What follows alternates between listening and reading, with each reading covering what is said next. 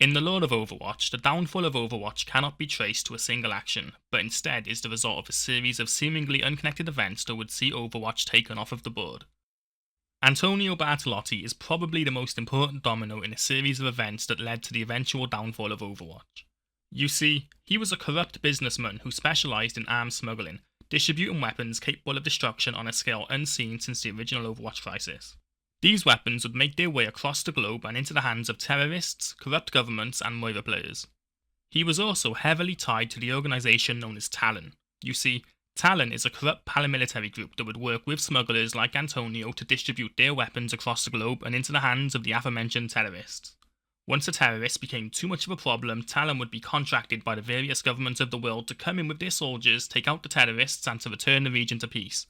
In exchange, Talon would receive millions of dollars and untold political influence across the world. This is because it was Talon's belief that through struggle, humanity would come out stronger, and they didn't care how many men, women, or children they had to kill to achieve this, and so naturally, Antonio was a valued asset of Talon. Eventually, Antonio, for an unknown reason, would organise an attack against Overwatch in Oslo, Norway, which would result in the death of Dr. Mina Liao, the brilliant scientist who was responsible for creating the first Omnic Aurora.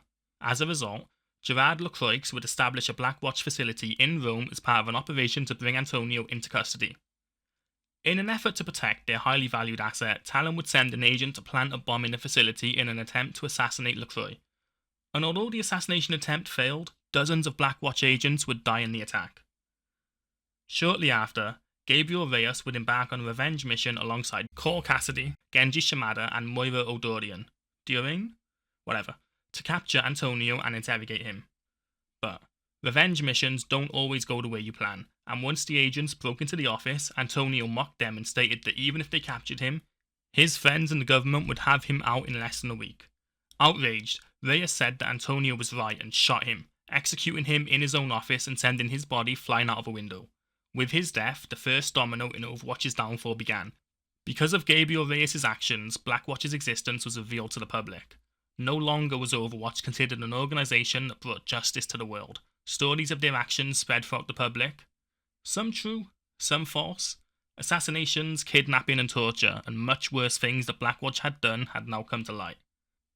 The United Nations would act swiftly, and a special UN committee launched a lengthy and highly secretive investigation into the claims. It would reveal the existence of Moira's research within Overwatch, and as a result, Overwatch would deny ever working with her. But keep in mind, it's not only Overwatch that was forever changed by the assassination of Antonio.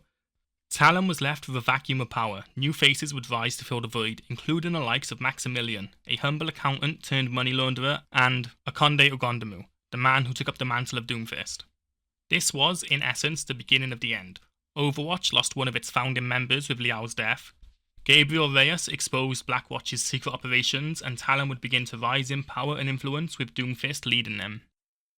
And that's all we have for today, but if you want to see more Overwatch content, make sure you hit that subscribe button, please.